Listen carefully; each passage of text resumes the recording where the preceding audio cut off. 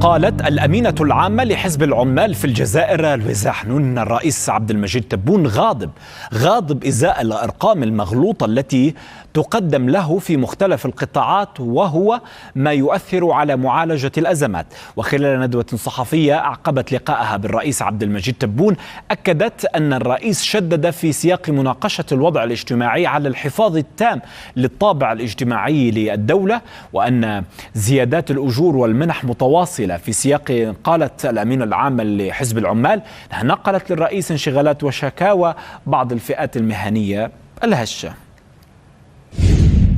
رئيس الجمهورية بدا لي غاضب من مسألة الأرقام والمعطيات الغير حقيقية والمغلوطة اللي تسلم له،